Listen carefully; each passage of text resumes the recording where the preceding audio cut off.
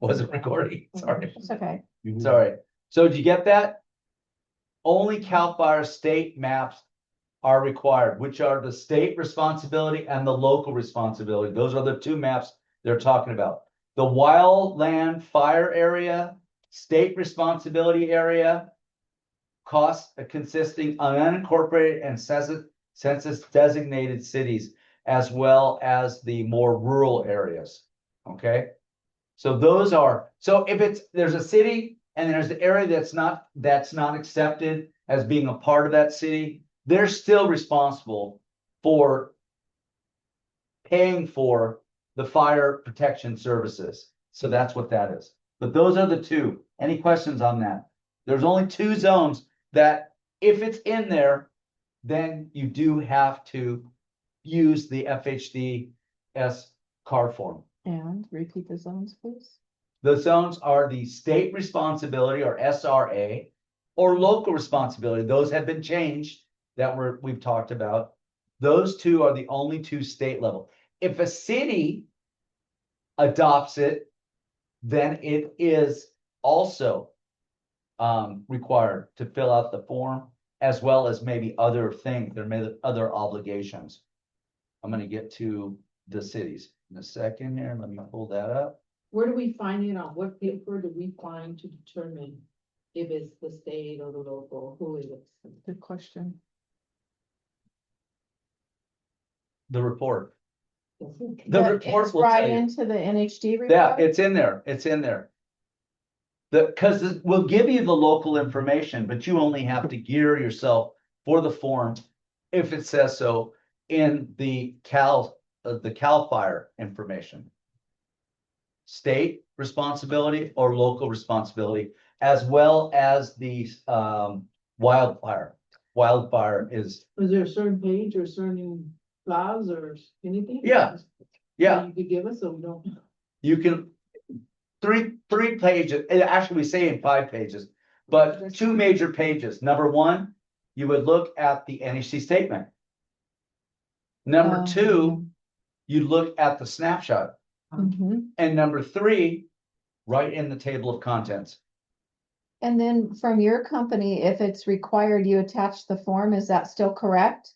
The form is only included if the property is in a state fire required hazard zone. We don't put it in unless it could apply, because it may not apply, and we'll give you the exceptions, but it's only in there. We don't confuse you. We only put it in if it's a property, like if you do in San Gabriel, there are no fire zones, so you would not get the form. But if you're doing Monterey Park, some areas, even Alhambra, there are certain areas, if you're dealing with properties there, you will get the form, okay? But it's only there, and I thank you for that question, if it's in a high or very high fire, state level determined area, okay?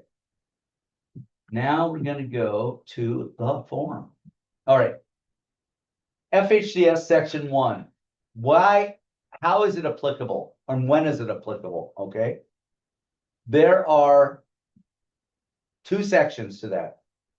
There's the home hardening part and then the defensible space. Both deal with 1 to 4 dwelling residential property. Both deal with TDS required. And both deal with high or very high fire severity zone. However, the defensible space form deals with if the property was built before 2010. Why? Because in 2010, the building codes changed. So if they did any additions or if they built a brand new build, it was built within home hardening guidelines and materials of fire resistant and with any fire to reduce risk for fire. That's how how it plays out. Okay. So they're both the same, except when you get to the fire hardening and it's built before 2010. Okay. All right. So that's the form, and that's section 1. I just did that little paragraph. Okay. Then the next one, oops, went too fast. Let's go to the next one. Oh, when doesn't it not apply? properties that don't require a TDS.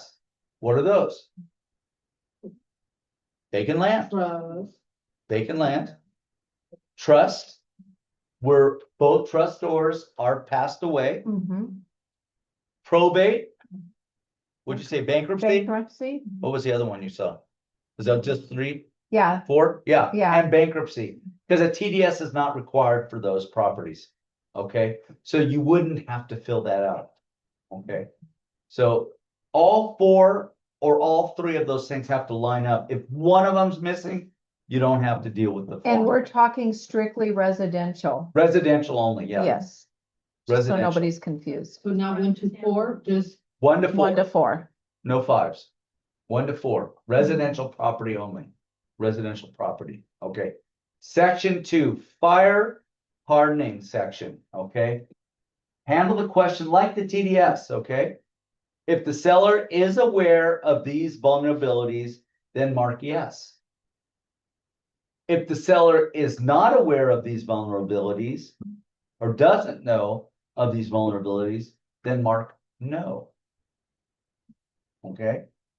And if they don't know, like I said, mark no. Okay? And what's that?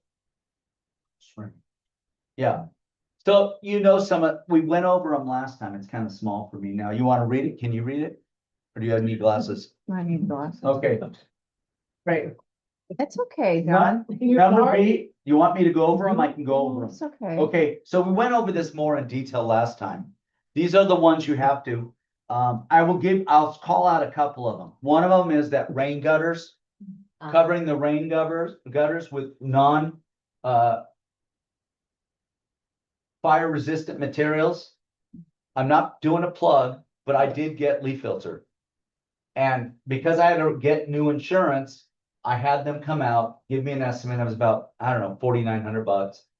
And they reset the gutters, they checked the downspouts, and then they attached that, the cover, which is, fire resistant on there. And here's the thing, it's a lifetime guarantee. So if there's ever a blockage or a problem, you call them, they come out and fix it. And it's a one-time transferable. Oh. So that's pretty good, you know what I mean? Meaning one-time transferable. Meaning that if you sell the home, the new homeowner can have that protection. Oh, awesome. That's leaf filter. I don't know what the others do, but I know that one is an accepted one. And at that time, there were so many commercials and I was doing work on the house anyway. So I just said, hey, I got to get my insurance. Let's do that. Okay. That's another thing. Do we get a discount if you mention your name? Sorry. I wish I got a discount. 2 guys went it and they spent about 4 hours and they got it done. Be like, 4,900, yeah, and by the way, John and And Wes. now it's Per not hour. cheap, Yeah, not cheap. but do they charge per square footage, linear square footage? Yeah, Linear foot. they went by the footage. Uh-huh. Other things, making sure that the soffits and all those things are, are you aware? Remember, this is the are you aware part, the first part. The next part is dealing with, are you aware or did you do any retrofits? And we're gonna get to that one. Another thing is dual pane windows. Mhm. Okay, you have single or dual pane windows based on what you see. Another thing is combustible landscape within the footprint of the house. Footprint of the house is 5 feet, so 0 to 5 feet, that's the footprint. Are any questions on that? We'll go to the next one. You mean like the clearance, right? Something like that? Yeah. Okay, let's go to the next one. Okay, here's part 2, the new part, guys. It's 12 questions. I'm probably not gonna go through all the questions, but similar questions are, were these retrofits done? Remember, it's based on seller's knowledge, and if he did any of these while he owned the property. Okay, he may not know what happened to the prior, but if he knew this happened during the time he owned the property. And it's again, yes or no, or if he doesn't know, it's no. Okay, same questions. Dual pane, do you have tempered windows? Do you have covers over your gutters? Do you have anything that's up against the footprint of the house? Do you have any gaps in the areas of the eaves? Mm, Where animals and birds can bring in combustible materials? There should be little slats. I think I want to make them. Is there any wood piles or anything like that up against the house? Did they? See what else? How about the sliding doors? I think they even put on there, are there dual pane sliding doors? The other thing is, what about the stovepipes? Do you have a non-combustible cover of the spikes so that embers can't go out or get in that way? So those are the questions that are asked. Covers, openings, and install a minimum of 6-inch metal flashing around the roof and any gaps in the roof and the deck. So that's what that is, okay? So we're handling it the same way, just like the TDS. If the seller is aware of these vulnerabilities, then mark yes. If they don't know or they say no, then it's a no. All right? So that's what that comes down. Any questions? Online or here? All right. These are the counties that require, and they're all up north, that require the inspection and compliance documentation done before close of escrow. Out here, not required. There is no county down here that requires an inspection of AB 38 inspection and compliance documentation done at this time.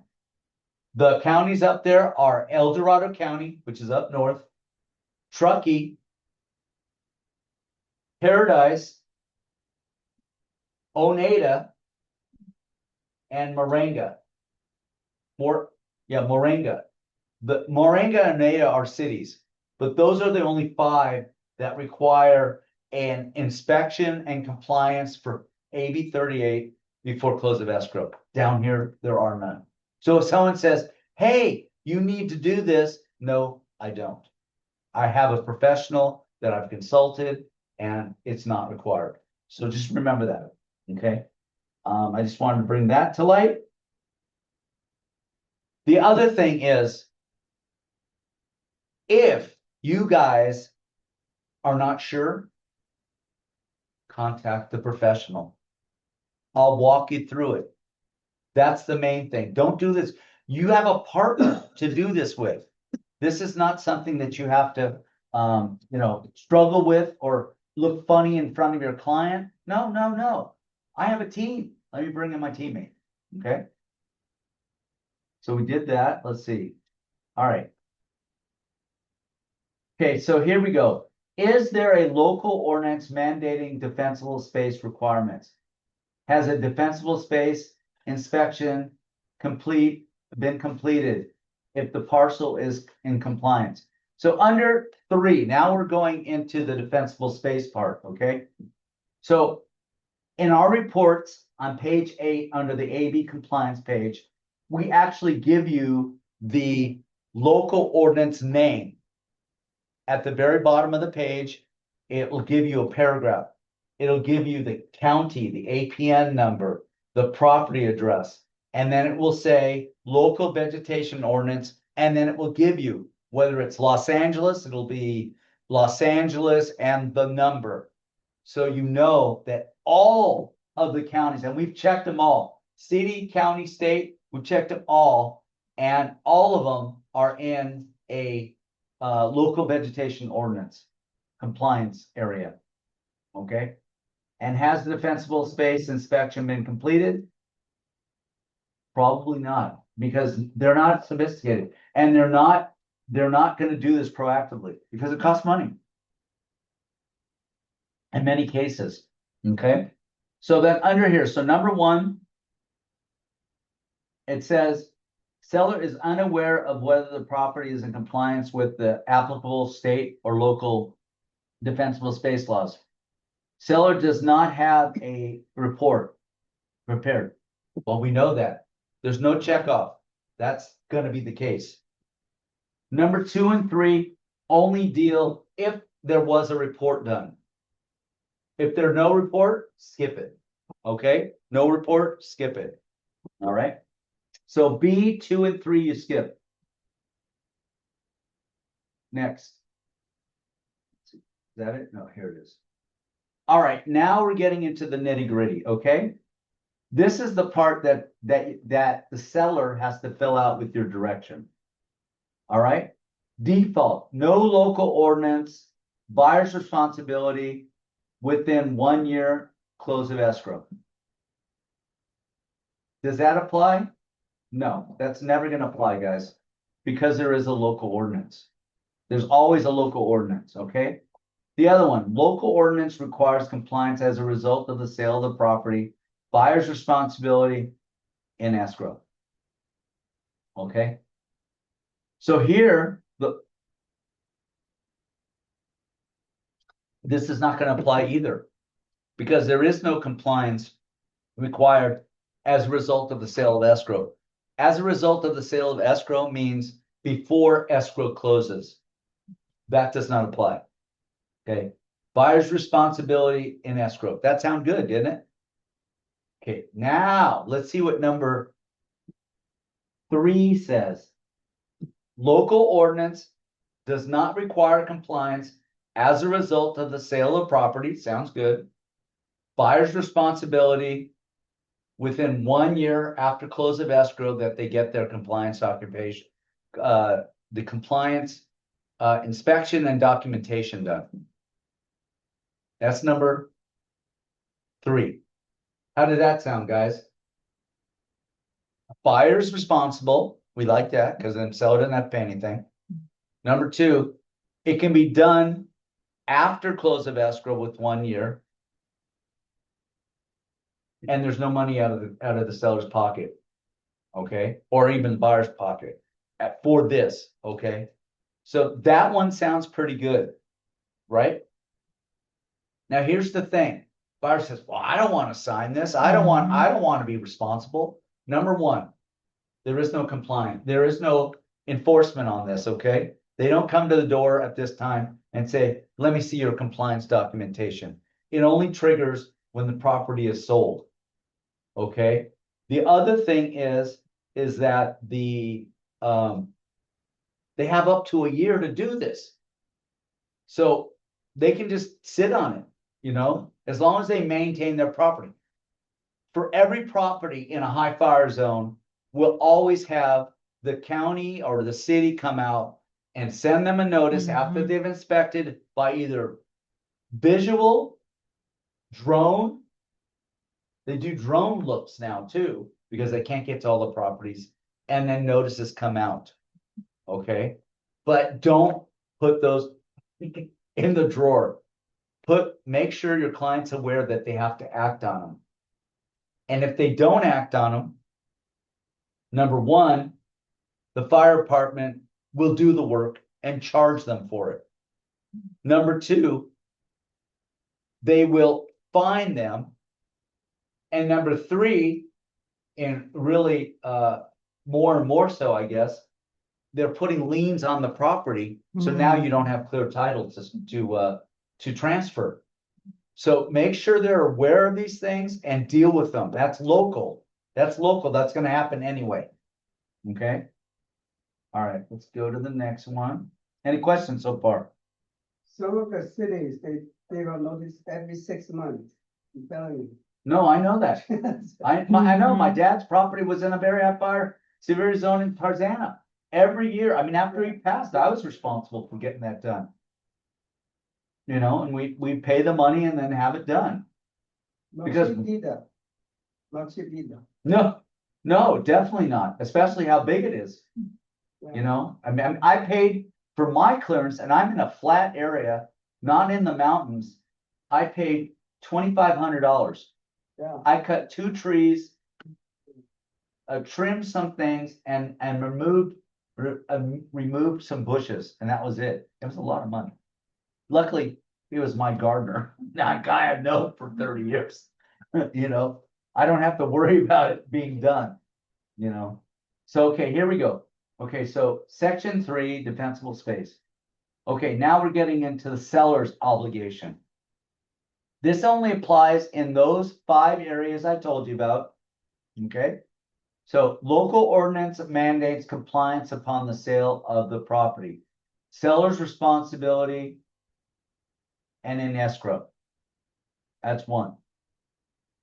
Completed inspection and sell, okay, so the first one I'm telling you about would be those El Dorado, Truckee, Paradise, all those ones that I told you about, all the ones I gave you a list of. Those are the ones that apply to the first number 4, and that's when you check those off. Remember, this is an agreement between the parties. And it has to get into escrow before it closes. Next one, this is number 5. Completed inspection and seller brought property into compliance within 6 months of the opening. So this is the one where there is a local vegetation ordinance. They have to get the inspection and compliance done, okay? And that there was one done, and it has to be within the last 6 months. They're only good for 6 months. Why? Because vegetation grows, properties change. You Mhm. got to make sure that you're dealing with the most complete and the most accurate of the depiction of the property. And then the last one is where the seller will voluntarily do it. And you know that's not going to be the case because they don't want to spend any money or even do anything to get this done.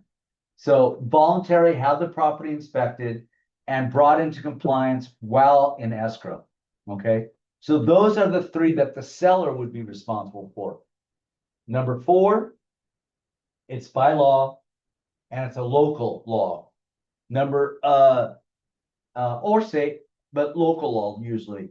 Number 5 is seller went out and he did it. He has it ready and it's within the last 6 months. And number 6, seller says, you know what, I'll take care of all this.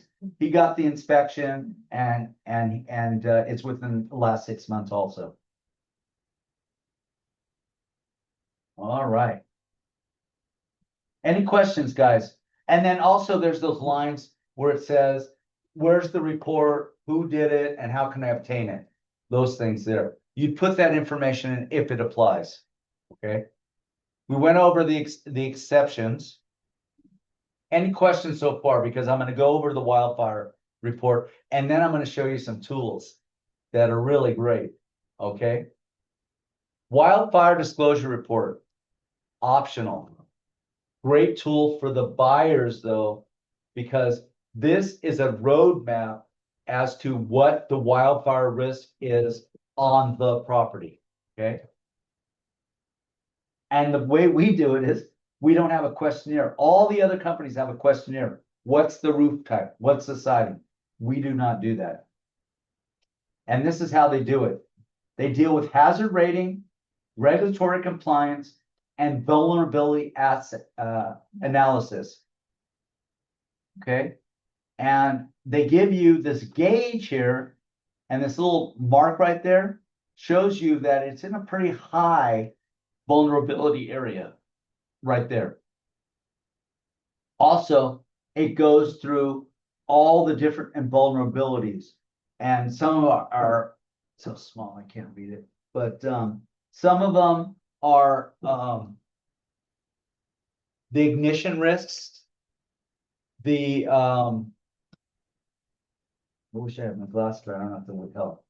But there are different vulnerability and different risk factors for the ember accumulation, and all those different things. Plus, the map itself, I don't know, it's bigger there, but the map itself, it circles problematic areas.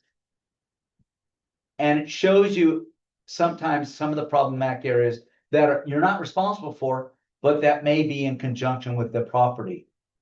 And so insurance companies had a say in putting this together, but these vulnerability and these maps are put together by scientists.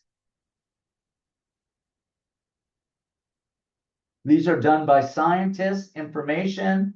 It's also done by wildfire data analysis, satellite imagery, machine learning, and advanced physics modules. Property wildfire vulnerability assessment. That's what this is. like I said, we call it a roadmap and they call it a roadmap into what the wildfire risk is on a property and the vulnerabilities to that property. It is a tool. It's not mandatory, but is it a tool? It is $140. It's set by car.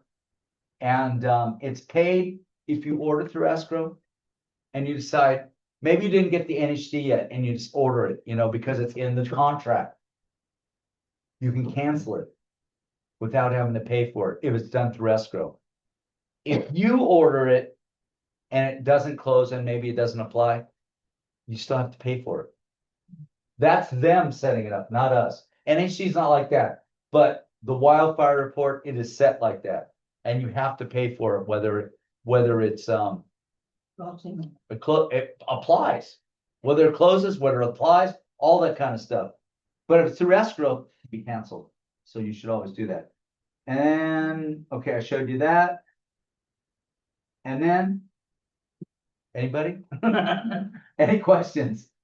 I know it's a lot of information. I wanted to make it fire concentrated because it's really important. It's really, really important.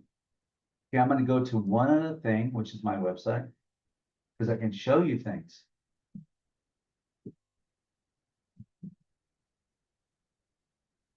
Have you heard of a lot of What? problems with buyers refusing to sign from your agents? Yeah, there are. I mean, I don't, you know, there are. Mhm. You get problematic people. You're always going to get problematic people.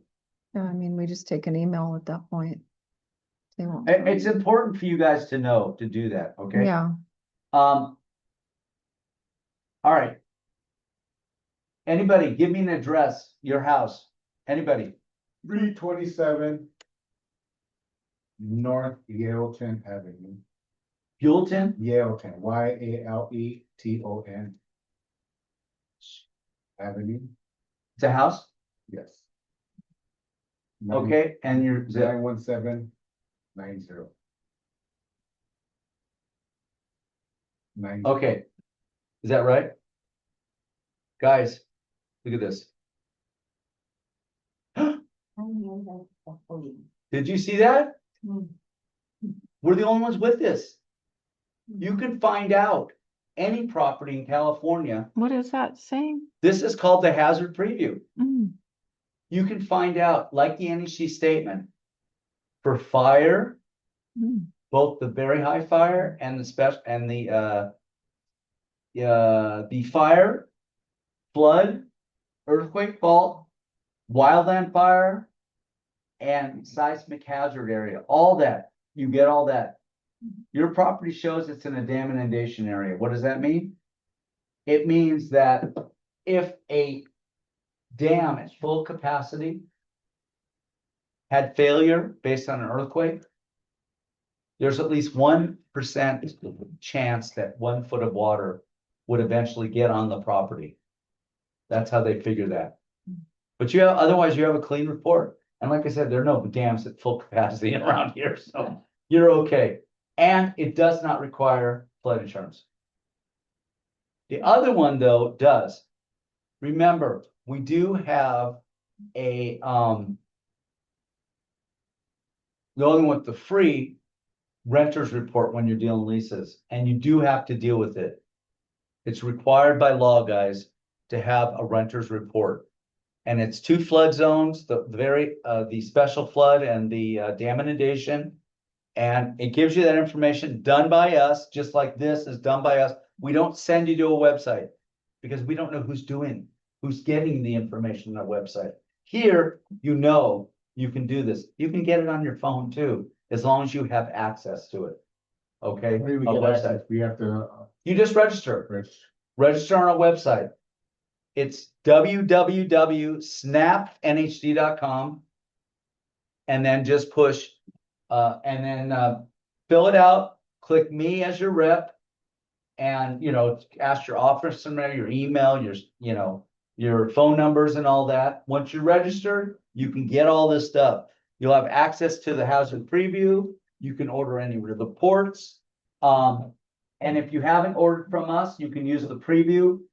You can use the promo snap 10 and be able to get $10 off, but you guys already you guys get $15 off Yeah. anyway, so that wouldn't really help you. But you're 84.95, it's usually 99.95, so you already get 84.95 on the pricing and everything. Does that include the environmental? Yeah. Okay.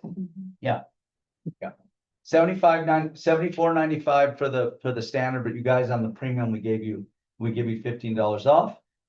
It applies also to the commercial premium report. But that's how easy it is, see, and you know it works because I just did it. I can do mine too.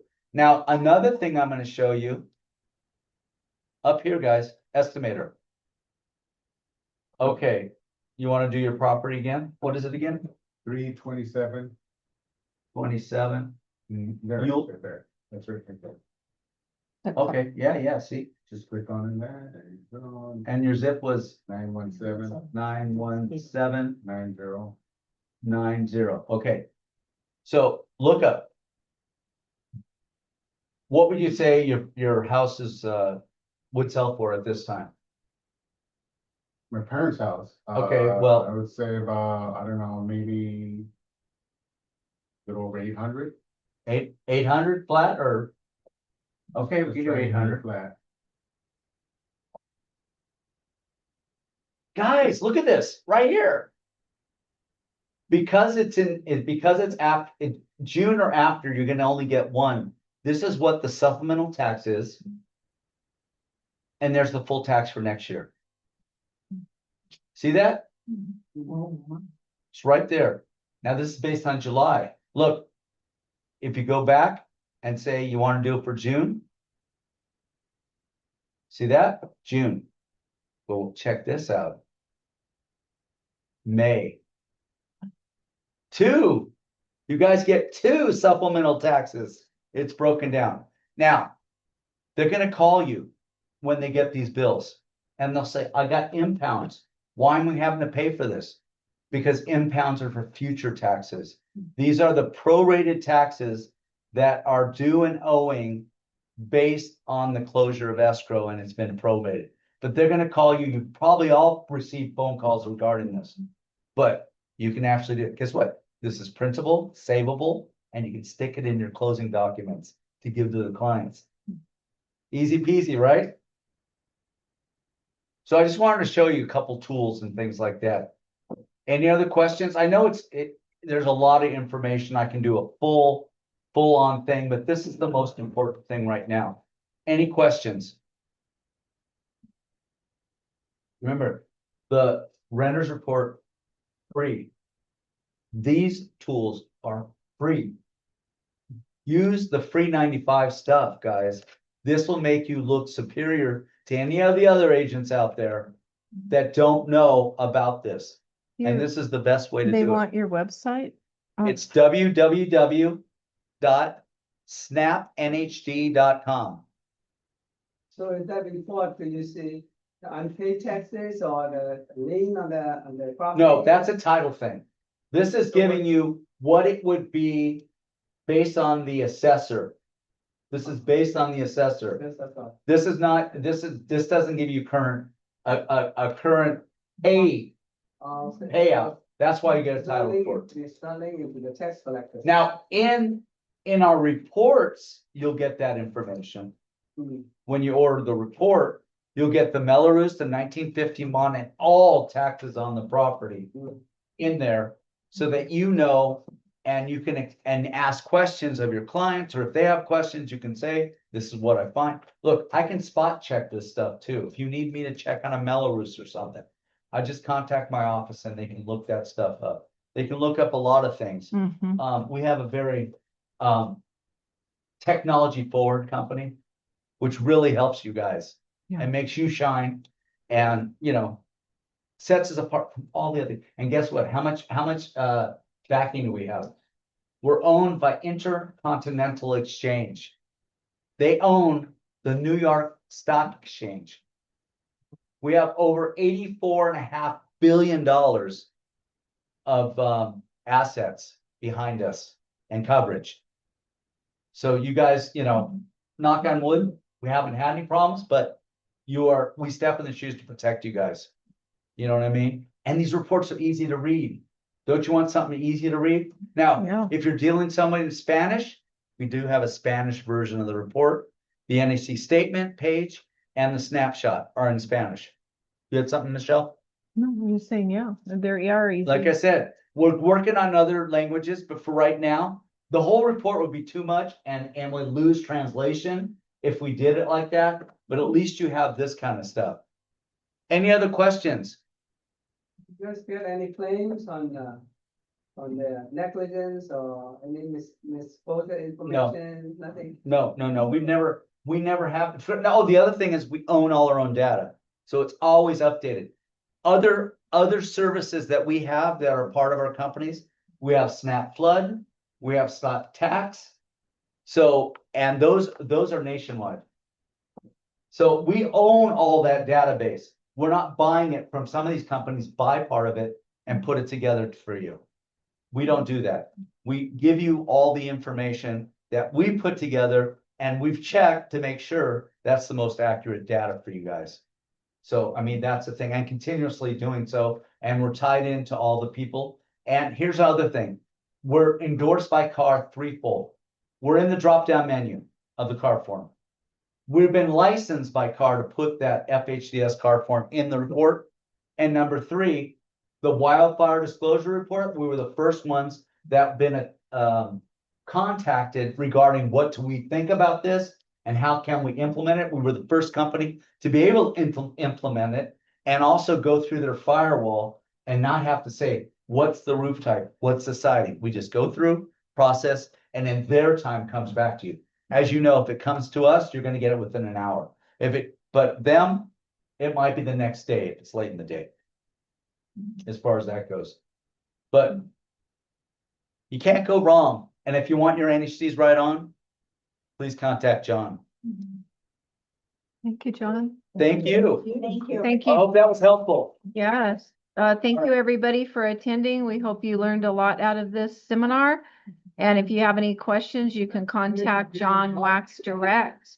What Thank you all, No, I said. and see you at the next Monday morning meeting. happened?